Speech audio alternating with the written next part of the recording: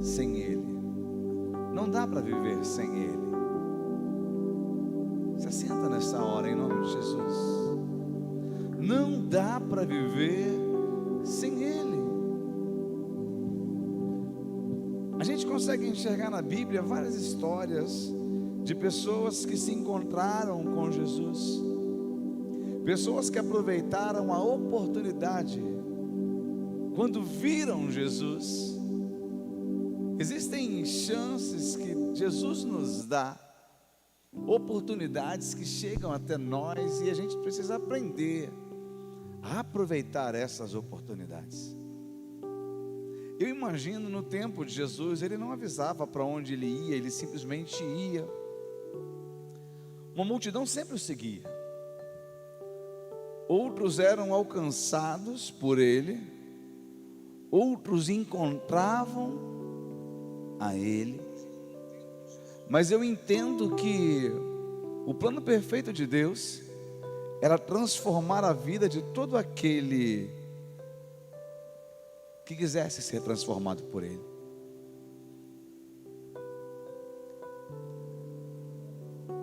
Você vai encontrar histórias onde Jesus andava e as pessoas olhavam para Ele e nada acontecia, porque as pessoas não o desejavam.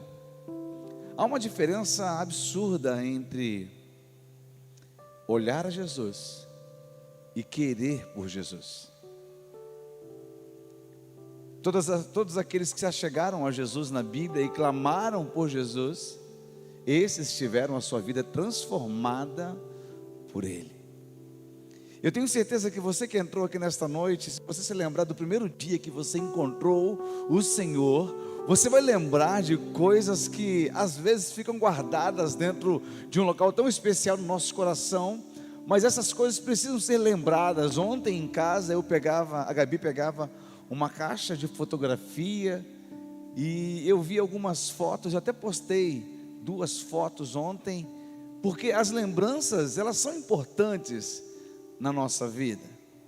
Então lembrar do dia em que você encontrou Jesus e clamou por Ele e Ele te atendeu, isso é um momento tão especial. Chamar a atenção dEle depois que você lembra é melhor ainda.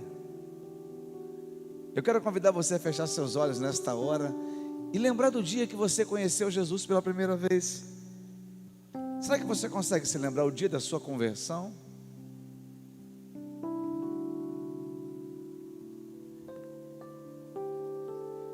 Será que você consegue se lembrar o quão quebrado você estava? O quão destruído estava a tua vida? Mas depois que você clamou por Jesus e as coisas começaram a ir para o lugar, alguma coisa foi transformado, ou seja, tudo foi transformado por Ele. Mas ninguém tem a vida transformada sem primeiro reconhecer que ela está destruída. O primeiro sinal de quem precisa de Jesus é reconhecer que tudo aquilo que você construiu até hoje ainda é muito pequeno diante daquilo que Jesus pode fazer na sua vida. E não é fácil você dizer: Jesus, eu fiz errado, eu tinha tudo para dar certo, mas eu fiz errado. Porque reconhecer diante de Jesus que você fez errado é reconhecer que nas suas tentativas vieram as frustrações, mas no ato de Jesus por ti veio a salvação. Então quando Jesus estiver passando hoje muito perto de você, olha para Ele, se humilha e diz: Jesus, eu preciso tanto, tanto, tanto, tanto, tanto, tanto, tanto do Senhor. Oh Jesus, eu me humilharei, Teu nome gritarei, como criança eu serei. Mas olha pra mim, Tuas vestes tocarei, na figueira subirei, aos Teus pés eu chorarei. Mas olha para mim, olha para mim,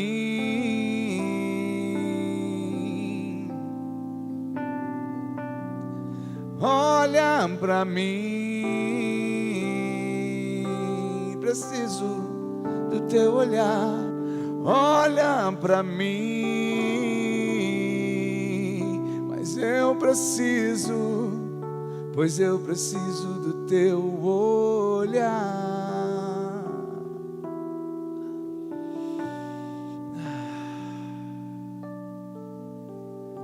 Algum tempo atrás eu já fiz uma mensagem, já transmiti uma mensagem na igreja. E eu dizia o seguinte: 90% dos nossos problemas não existem. Vocês criam. 10% eles são inevitáveis. A grande minoria dos seus problemas você não conseguiu, você não fez nada para isso acontecer, e quando você viu já estava envolvido nele. Se você prestar atenção, a grande maioria das situações que tentam travar, segurar, amordaçar, acabar da sua vida, de uma certa forma você procurou. Isso acontece com todo mundo, acontece comigo. Eu ainda resolvo pendências de coisas que eu mesmo me meti lá atrás. A gente é mestre em atrapalhar nossa própria vida, não é verdade? Mas hoje o Senhor Jesus trouxe você aqui neste lugar para falar algo tremendo ao teu coração. Aquilo que você bagunçou, você vai precisar arrumar. Mas você não vai estar sozinho diante de tudo isso, porque existem coisas que a gente destruiu e a gente precisa consertar. Se você olhar realmente a tua vida e você esperar que o outro conserte aquilo que você quebrou, ei, as pessoas têm tanta coisa para consertar em si mesmas, e às vezes elas não vão ter tempo de tratar e consertar a tua vida. Então deixa eu te dar um conselho. Diz para quem está perto de você: tome uma atitude hoje. Diz para ele, diz para ela: tome uma atitude hoje. Você precisa consertar algumas coisas que você deixou para trás. Ah, pastor, mas dá tanto trabalho. Mas se você não começar agora, vai demorar mais tempo. Essas 2 semanas eu tenho pensado muito acerca de algumas coisas que eu fiz com tão boa vontade e eu acabei estragando na minha própria vida. Eu estou 2 semanas de leve, já percebeu um pouquinho que eu tirei um pouquinho o pé do acelerador. Faz 2 semanas que reduzi um pouquinho, o corpo acusou. Mas eu vou dizer para você, hoje até saí para caminhar com o William. A gente andou 200 metros e parou para tomar um café. É porque estava chovendo, gente, a gente não ia caminhar na chuva. Aí ele olhou para mim e falou: está perto da minha casa, tem café, vamos tomar um café? Eu falei: então vamos tomar um café. E a gente sentou, bateu um papo. Tem hora que caminhar é bom, mas tem hora que tomar um café é melhor ainda. Mas a gente foi conversar, a gente bateu um papo, foi tão gostoso. E a gente precisa repensar algumas coisas da nossa vida. Dentre elas, nem tudo vai acontecer 100% como eu planejo, mas 90% eu tenho que lutar para que isso aconteça. Não vou pregar sobre os 90% hoje, porque os 90%, os teus 90%, desculpa, não é responsabilidade minha, é responsabilidade tua. A gente pode olhar e falar: caramba, pastor, eu queria tanto que você me ajudasse. Vou te ouvir, vou te orientar, vou orar junto. Posso até apontar um caminho, mas quem tem que arregaçar as mangas, quem tem que caminhar é você. Sua vida profissional está um fracasso? Não sou eu que tenho que estudar, não sou eu que tenho que capacitar. É você que precisa arregaçar as mangas. Tua vida com Deus está um fracasso? Eu vou pregar, eu vou orar por você, mas não sou eu que vou fazer você dobrar o joelho e conversar com Ele. A tua vida em casa está destruída? Eu vou pregar, você vai ouvir, mas quem precisa conciliar é você. Então, grande parte da nossa vida a gente precisa ajustar. A solução já está aí, você sabe. Se eu sentar com você 10 minutos e pedir para você falar para mim, cara, o que está pegando? Eu tenho certeza que você tem uma lista do que está pegando. Eu conheci gente que já traz essa lista escrita no bolso. Quando você pergunta o que está pegando, nem no bolso, no celular, o que está pegando, pastor? Peraí. Aí já pega lá o bloco de notas e fala, olha, está pegando isso, isso, isso. Legal. A pessoa sabe tudo o que está pegando. E se você conversar com ela mais 10 minutos, você vai perguntar, e o que você tem que fazer para isso acontecer? Para isso mudar? A pessoa tem todas as respostas. Você sabia que se eu conversar com você acerca dos seus problemas, você já tem todas as respostas acerca dele? O que é difícil é a gente admitir que eu tenho que tomar certas atitudes, porque algumas atitudes é abrir mão, algumas atitudes é deixar de lado, outras atitudes é lutar por, mas a tua vida vai mudar não por causa do outro, mas é por causa de uma decisão tua e por aquilo que Jesus vai fazer nela. Eu vou falar sobre os 10% hoje. Jesus, ele é bom. E toda maldade que eu e você a gente fizer, não muda a bondade de Jesus. Ele é bom e pronto. Mas quando a gente fala acerca dos 10%, nesses 10% a gente começa a questionar, muitas vezes, a bondade de Jesus. Coisas do tipo, se Deus me ama, por que aconteceu isso, isso, isso e isso? Eu tenho certeza que em algum momento da sua vida, possivelmente o seu coração pensou desta forma: se Deus me ama, por que eu estou vivendo isso, isso, isso e isso? Algumas pessoas querem tocar lá no início da criação do mundo. Peraí, se Deus é bom, por que Ele permitiu o mal entrar na terra? Uma pergunta que muita gente faz, e você tenho certeza que você já fez: se Deus é bom e não queria que o homem pecasse, por que Ele botou a árvore no meio do jardim? Alguém já fez essa pergunta aí? Era só Ele não ter colocado. Mas eu estava ouvindo e lendo acerca disso esses dias, e algo gostoso demais chegou no meu coração, porque eu também questionava isso.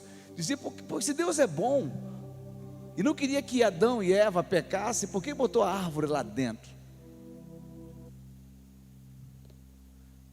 Quem aqui é casado?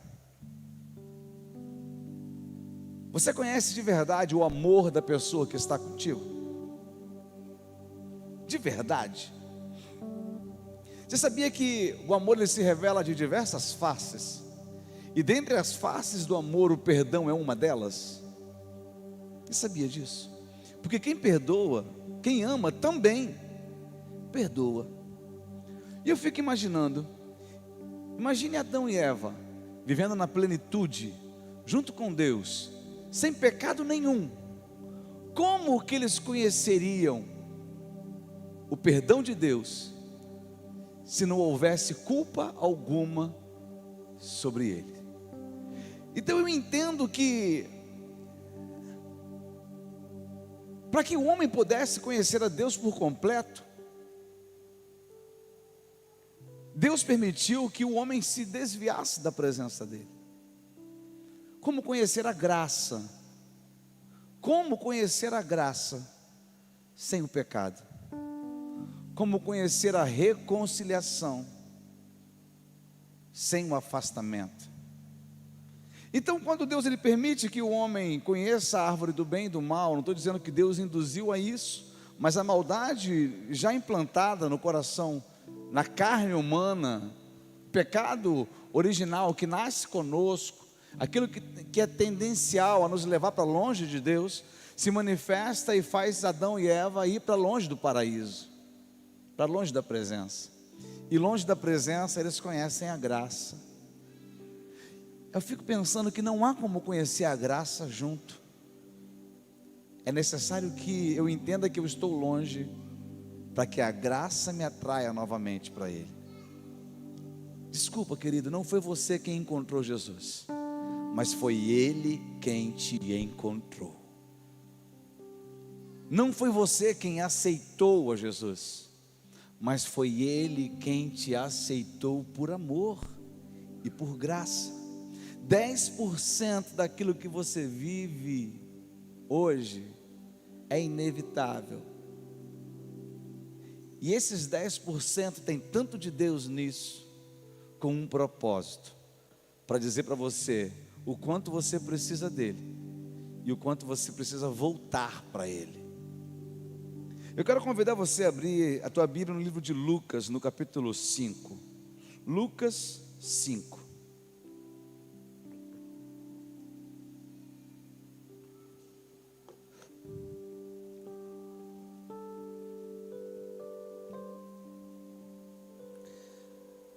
Jesus. A partir do versículo 12.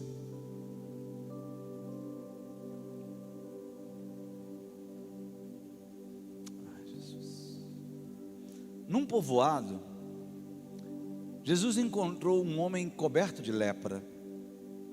Quando o homem viu Jesus, prostrou-se com o rosto em terra e suplicou para ser curado, dizendo: se o Senhor quiser, pode me curar e me deixar limpo. Próximo. Jesus estendeu a mão e o tocou. Eu quero, respondeu, seja curado e fique limpo. No mesmo instante a lepra desapareceu. Então Jesus o instruiu a não contar a ninguém o que havia acontecido. Vá e apresente-se ao sacerdote, para que ele o examine, ordenou. Leve a oferta que a lei de Moisés exige pela sua purificação. Isso servirá como testemunho. Só tem aí. Amado Deus, eu te agradeço, Pai, por essa palavra tão linda. Eu te agradeço por essa oportunidade tão rica de compartilhar com a sua igreja esta mensagem. Eu te peço, flua no meio do teu povo esta noite. Seja bem-vindo, Espírito Santo. Seja bem-vindo, Espírito Santo de Deus. Esse texto ele fala acerca do encontro de Jesus com um leproso, ou o encontro de um leproso com Jesus. Ele é citado nos outros dois evangelhos, mas no evangelho de Mateus conta que Jesus descia do sermão do monte e encontrava este homem. Nesse trecho fala que Jesus num povoado encontrou este homem. O fato não era se Jesus estava subindo no monte ou chegando num povoado. O principal desta história era o encontro de Jesus com um homem totalmente necessitado. Um homem totalmente com a vida destruída. Ninguém escolhe nascer leproso ou se tornar leproso. Eu imagino que para este homem, o fato dele ser leproso seria a morte ainda vivo. Porque a lepra, ela arrastava a pessoa para fora da aldeia, para fora de casa, para longe da família. A lepra, ela fazia tudo isso na vida de um ser humano. Se um sacerdote, se o sumo sacerdote, um dia contraísse lepra, ele teria que largar a mão do ofício, largar a mão de casa, largar a mão de tudo, e ser condenado a viver fora da cidade, junto com os outros doentes. A lepra na Bíblia, ela é diretamente ligada ao pecado. Miriam, quando ela conspirou contra Moisés, ela adquiriu lepra. E a partir dali, as pessoas diziam que todo leproso era um pecador que vivia no pecado. A lepra para eles era uma sentença, era uma condenação, porque a lepra causava afastamento, a lepra causava vergonha, a lepra causava dor. E no texto que nós lemos no livro de Lucas, e Lucas era médico. Eu poderia escolher os outros evangelhos para falar acerca desse texto, mas eu preferi ir no evangelho de Lucas, porque a visão que Lucas tem da lepra é diferente de Mateus, é diferente de Marcos. Lucas, ele é o único dos evangelhos que, quando fala acerca desse leproso, ele diz que o leproso, ele estava coberto de lepra. Se você for na tradução mais precisa, diz que ele estava totalmente tomado de lepra. Ou seja, ele estaria num estágio muito avançado de lepra. Eu não sei se você já viu algum leproso, se você já viu fotos, se você conhece, mas a lepra, ela começa a transfigurar a pessoa por completo. Ela muda, ela corrói as extremidades do corpo, né? Dedos, nariz, ouvido, boca. Ela destrói a parte interna da boca, o palato. Ela destrói a gengiva do leproso, né? Ela começa a simplesmente deformar uma pessoa. Eu estava lendo hoje num comentário de Champlin acerca da lepra, e tem uma nota de um autor dizendo que a lepra torna aquilo que foi moldado como se fosse uma massa informe, algo tão perfeito que Deus fez, e a lepra começa a desconstruir aquilo que foi construído. Eu estava pensando acerca disso, e o pecado é a mesma coisa. A gente vê crianças tão lindas hoje em nossa igreja, jovens tão lindos, homens e mulheres tão bonitos em nossa igreja hoje, mas nem sempre foram tão bonitos assim. Porque se você sentar para conversar com alguém, você vai encontrar algumas pessoas que antes de serem envolvidos pela graça e pelo amor de Jesus, a vida era corrompida, era deformada, ele estava totalmente desfigurado pelo pecado. Algumas pessoas olham, eu falei do álbum de fotografias, algumas pessoas que estão aqui vão olhar suas fotos do passado e vão ver assim: meu Deus, como eu era terrível sem o Senhor. O pecado deforma, mas a graça transforma. E esse leproso, ele não planejou encontrar Jesus. O leproso, ele vivia fora da aldeia, e ele comia fora da aldeia naquilo que as pessoas levavam para ele, ou ele pudesse se virar lá de fora. E quando o leproso ele entrava no meio da aldeia, quando ele se encontrava com um grupo de pessoas, ele com o corpo coberto, ele tinha que sair gritando: leproso, leproso, leproso. Ele andava se anunciando, ele andava dizendo quem ele era. E as pessoas, quando viam um leproso vindo, elas afastavam, para que ele pudesse passar e aquela lepra não contaminasse qualquer pessoa. Era inaceitável para alguém desse costume tocar num leproso. O leproso era alguém impuro, e se alguém puro toca no leproso, esse alguém puro se torna impuro. Por mais que ele não tenha adquirido lepra, mas ele é considerado impuro, até que o sacerdote pudesse olhá-lo depois de algum tempo e falar: olha, você está liberado para viver a sua vida comum, porque tinha um sacrifício de purificação, e a pessoa poderia voltar ao seu estágio normal. Eu estou dizendo isso para você porque Jesus estava vindo de um momento tão especial com os seus discípulos. Ele vinha falar, no livro de Mateus, fala que estava vindo do monte, tinha acabado de anunciar o sermão do monte.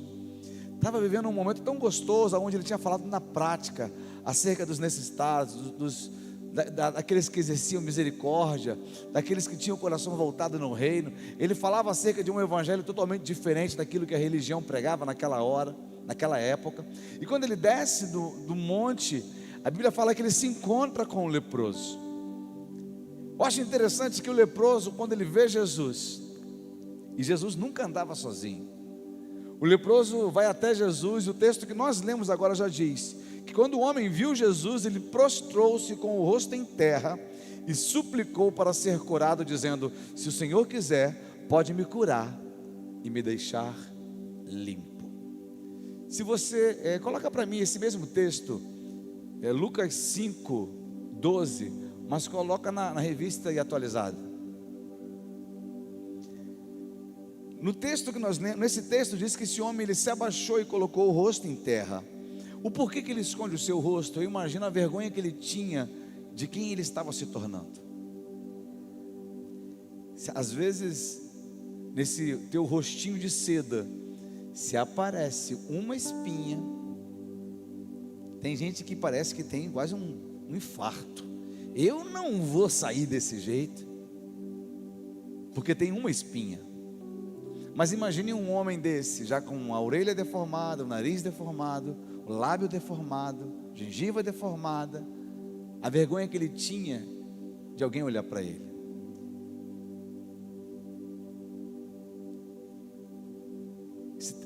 Essa é a revista atualizada? Aconteceu que, estando ele numa das cidades, veio à sua presença um homem coberto de lepra.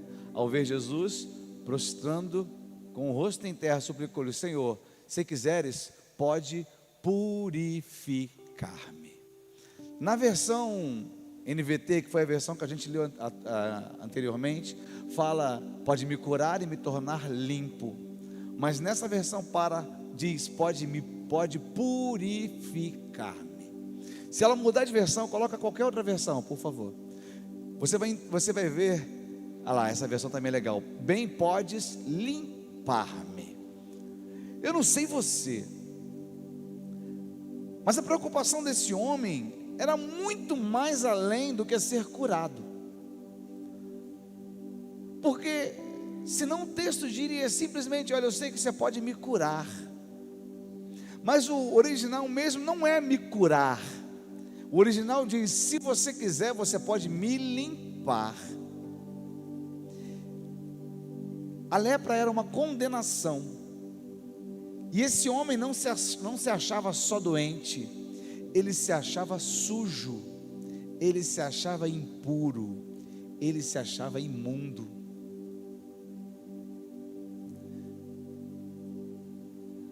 Eu não sei como é que você se encontra hoje, eu não sei como é que você se olha, eu não sei como você se avalia, eu não sei como você se vê.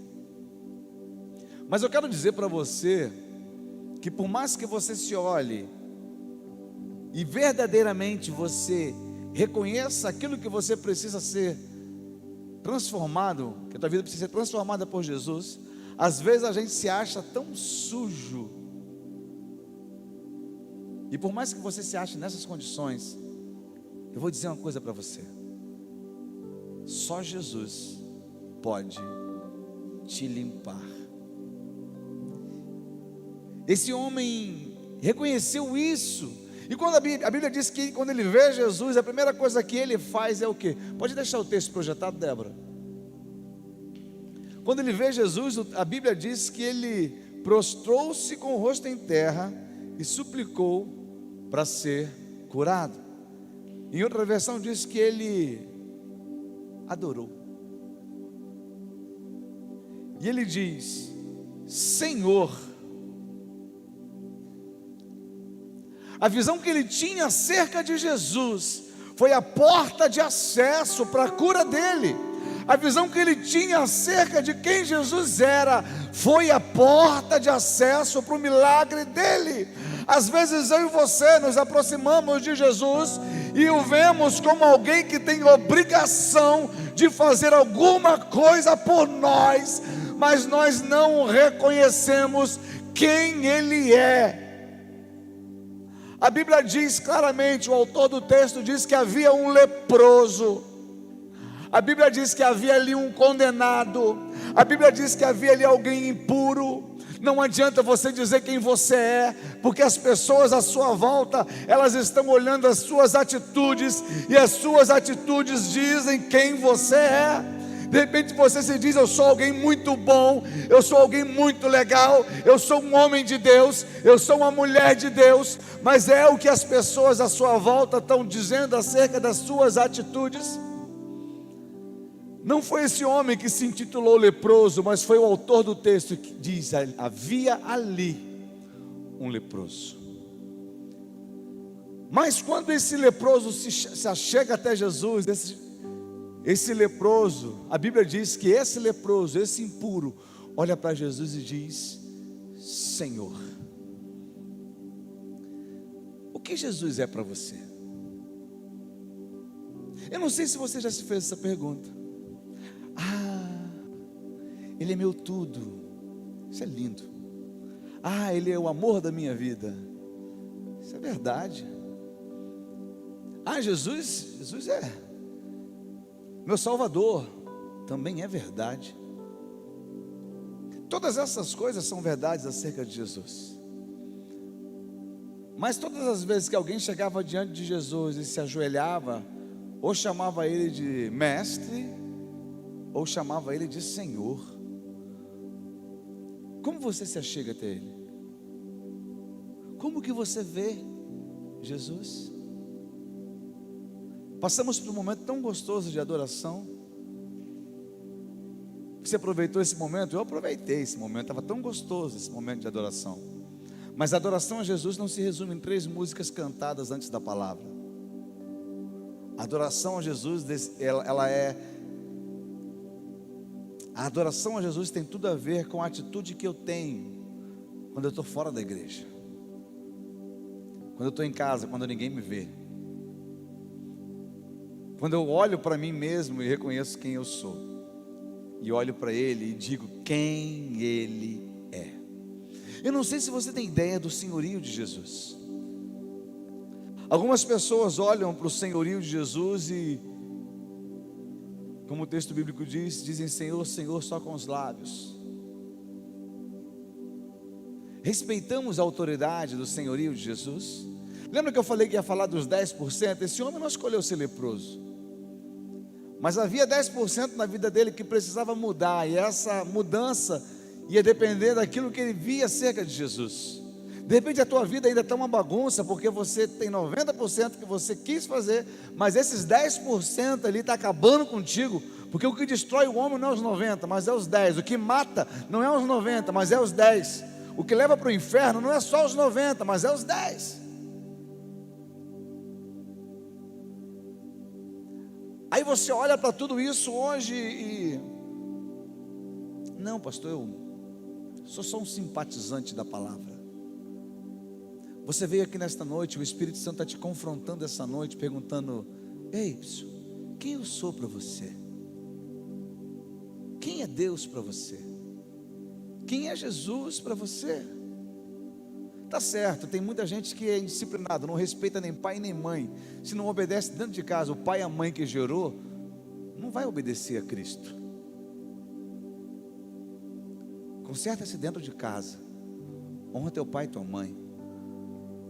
Aquilo que você vê, consequentemente você vai começar a enxergar Deus nisso. Esse homem se prostra e adora. Ele se prostra e adora, e diz uma oração tão linda: Senhor, se tu quiseres.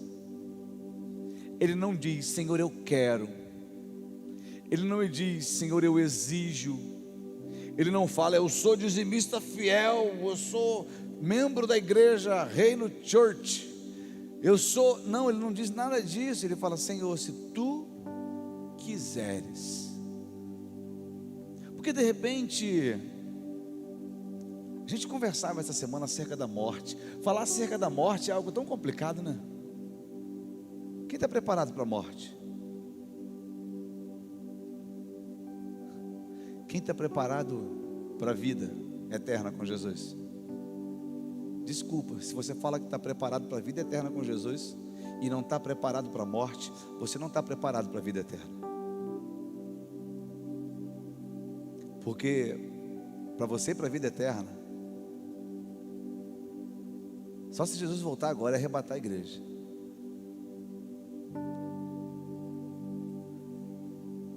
A gente não pensa nisso. Você quer ver uma outra pergunta? Quantos aqui têm certeza de que vão para o céu? Levanta sua mão. Como que você está preparado para a vida eterna se você não tem certeza que vai para o céu? Cadê os crentes?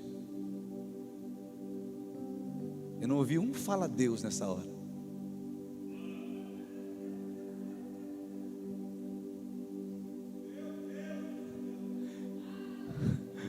Por falar em fala Deus, posso fazer uma... Eu até brinquei, eu instiguei isso, mas posso fazer um pedido? Não fala isso aqui não. Sabe por que não fala isso aqui não? Uma vez eu estava numa igreja e Deus me deu uma pregaçãozinha dessa, que você me vê pregando de vez em quando, que parece que estou com raiva, mas eu não estou com raiva. Mas foi tanto um atrás do outro, que tinha um grupo de pessoas que tinha inimizade com outro grupo de pessoas na igreja. Estavam as duas facções dentro da igreja. Você está rindo, mas é verdade. Eu vi duas facções dentro da igreja. Aí eu pregava essa mensagem, aí quando eu doía num, o outro gritava: fala, Deus. Aí quando eu falava doía no outro, o outro respondia: fala, Deus. Aí eu parei de pregar. E falei: gente, quando a gente está numa festa e vem a bandeja do bolo, ela vem cortada num monte de pedacinho, e cada um pega o teu pedacinho e come sozinho. Numa festa ninguém esfrega o bolo na cara do outro. Se você tiver que esfregar o bolo, esfrega na tua cara, porque o bolo é teu. O pessoal olhou para mim assim no culto e falei: agora eu vou continuar a pregar. Mas a gente precisa entender que esse confronto, ele é pessoal, ele é meu. Deus está falando comigo. Eu estou pregando para você, mas Deus também está falando comigo, neste lugar. Quantas vezes eu e você queremos mudar os decretos de Deus, queremos mudar a vontade de Deus, queremos mudar aquilo que Deus está arquitetando à nossa volta, e falamos: Senhor, eu não aceito isso. Ei, ninguém está perguntando se você aceita ou não aceita. Ele quer saber se a graça dele ainda te basta. Ou você crê que Ele é Senhor da sua vida, ou você sai da igreja, volta um culto, se arrepende, se converte novamente e volta a caminhar. A gente estava falando acerca desse período de Covid, e eu estava chorando ainda a morte do meu amigo. Hoje faz 22 dias, mas conversando com um grupo de pastores, a gente chegou a uma conclusão: quem mata não é o diabo. Não é, porque o dono da vida não é o diabo. E aliás, é muito forte essa palavra matar. Quem recolhe para si não é o diabo. Aí a gente contava a história de um pastor que teve câncer, e no meio do tratamento dele, no período mais debilitado dele, quando ele estava com a imunidade lá embaixo, ele foi e pegou Covid. Estava mal. Aí Jesus foi lá e curou do câncer e do Covid. O cara está bom hoje. E eu vi alguém que estava totalmente top, no bem, numa semana depois foi levado pela enfermidade. E eu entendo que quem determina o tempo das nossas vidas é o Senhor. Às vezes eu e você, a gente quer dizer quanto tempo a gente vai viver aqui. Diz para quem está perto: aproveita o tempo. Você não sabe nem o dia nem a hora. Aproveite o tempo. Você não sabe nem o dia e nem a hora. Então essa oração que diz: Senhor, se tu quiseres, podes me curar. Se é chegar diante de Deus com arrogância, não é reconhecê-lo como Senhor. Se é chegar diante de Deus dando ordem, não é reconhecê-lo como Senhor. Se é chegar diante de Deus só quando precisa dele, não é reconhecê-lo como Senhor. Reconhecer como Senhor, ele vai chegar do jeito que você está. Olhar para ele e falar: Senhor, eu estou um caco. Ainda assim, isso não muda quem o Senhor é. Mas adorar o Senhor pode mudar quem eu sou. Quando nós adoramos, não muda a essência de Deus. Quando nós nos achegamos até Deus e reconhecemos o senhorio dele, em hipótese alguma muda quem Ele é. Mas quando nós nos achegamos até Deus e nos derramamos diante dEle, reconhecendo que a vontade dEle é boa, é perfeita, é agradável, reconhecendo que a gente é pobre, miserável, pecador, reconhecendo que a gente pode estar cheio de imundície, de pecado, reconhecendo que as pessoas não querem mais andar conosco, reconhecendo que todo mundo nos isolou, reconhecendo que eu vivo fora do vilarejo, reconhecendo que a morte está à espreita me esperando, reconhecendo que eu sou um fracasso, reconhecendo tudo isso, se ainda assim você se prostrar e reconhecer que Ele é Senhor e o adorar, a tua essência da adoração não muda Ele, mas pode mudar você e tudo que está à tua volta.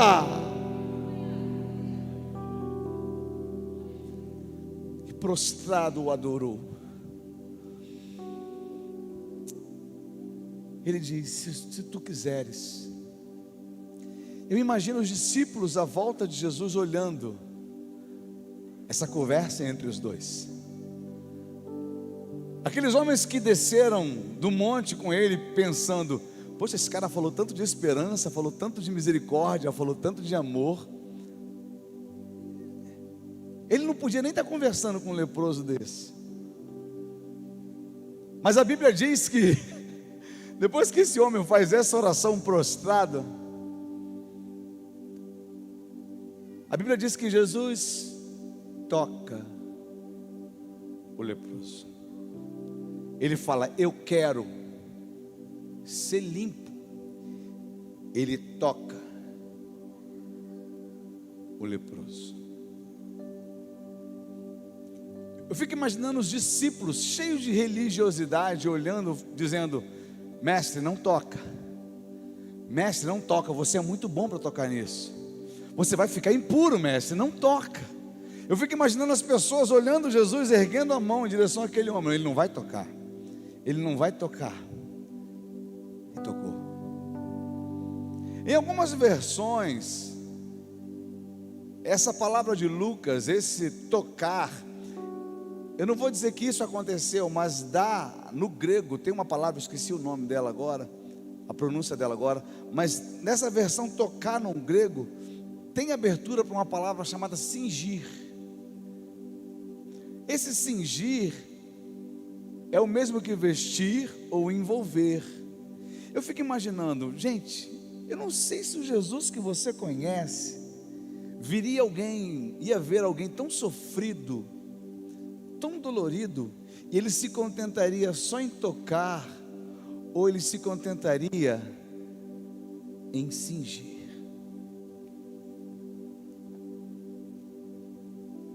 Eu não sei se o tradutor quis puxar um pouco para a tradição só de tocar, ou ele não quis dar abertura para envolver, abraçar. Mas eu só sei de uma coisa: quando todo mundo esperava que Jesus ficasse impuro, o impuro se tornou puro. Aquele que era condenado hoje está são. E aqueles que as pessoas tinham medo de se tornar impuro, hoje provou o que o amor, o poder do amor pode fazer. Eu quero dizer para você, filho, filha, não importa como você entrou aqui, não importa como você está hoje. Se Jesus envolver a tua vida hoje, não é Ele quem fica contaminado, mas é você que fica impregnado do seu amor. Em hipótese alguma, o teu pecado consegue transformar Jesus em impuro, mas o amor de Cristo Jesus consegue transformar a tua vida por completo. Por mais que as pessoas à sua volta possam dizer impuro, impuro, impuro, impuro, Jesus é capaz de olhar para elas e falar assim: mas eu morri por ela, e o meu amor é por causa dela. Há amor suficiente para a vida deste impuro.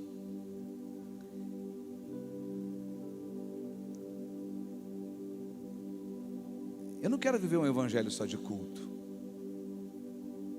De repente você estava em outra igreja, ou você estava afastado da igreja, ou você está aqui hoje na primeira vez que você entra neste lugar. Eu não sei se você esperava aqui encontrar um show, encontrar aqui um culto, aonde eu vou dizer para você: você vai vencer, você vai prosperar, você vai avançar. Eu não sei que tipo de evangelho você está procurando, mas eu vou dizer para você que o evangelho de Cristo sempre foi o mesmo. Um Deus amoroso, que estende um braço para um necessitado, assim como você, e diz para ele: eu posso mudar a tua história hoje. O homem consegue enxergar na Bíblia vários milagres que Jesus fez.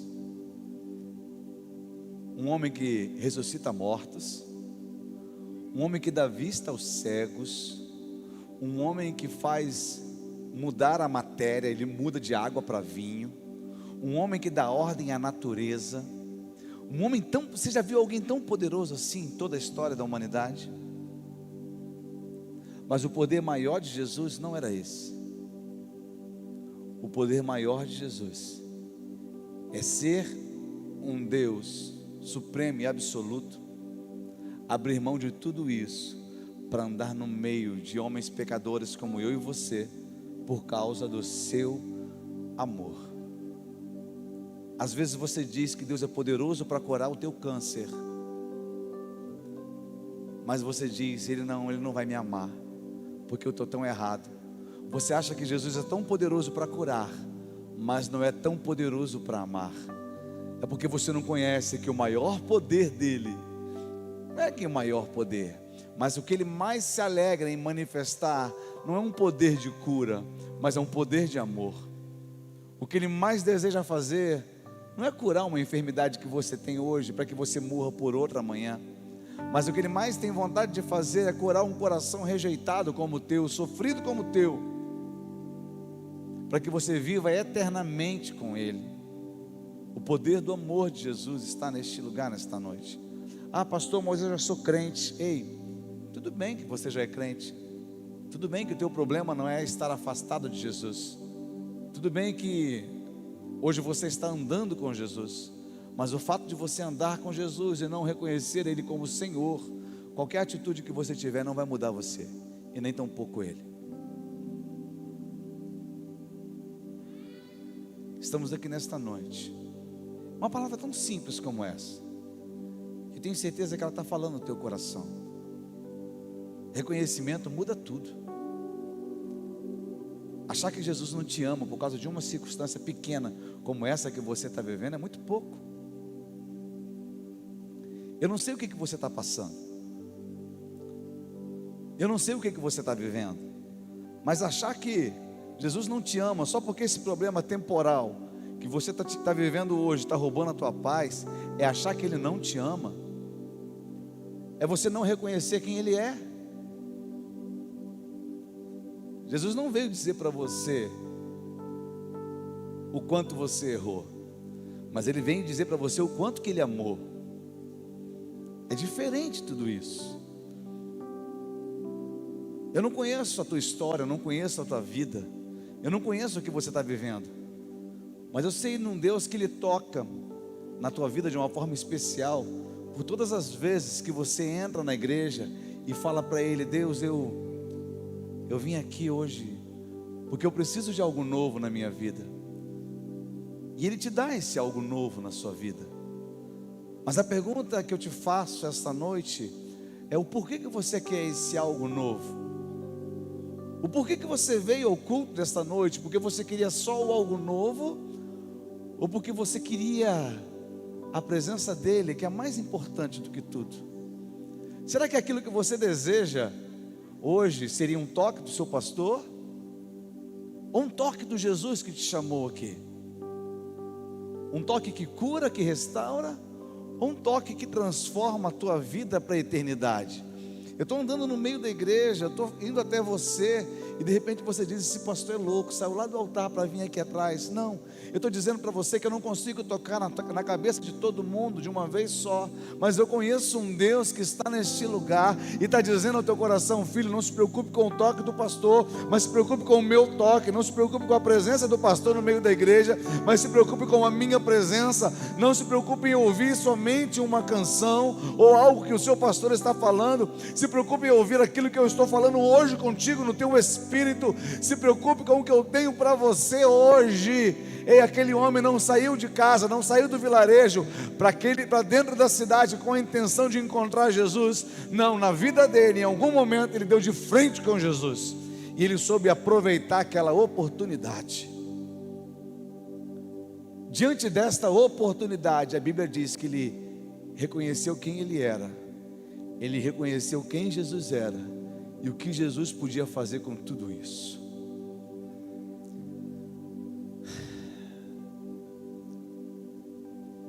O que está pegando a tua vida hoje?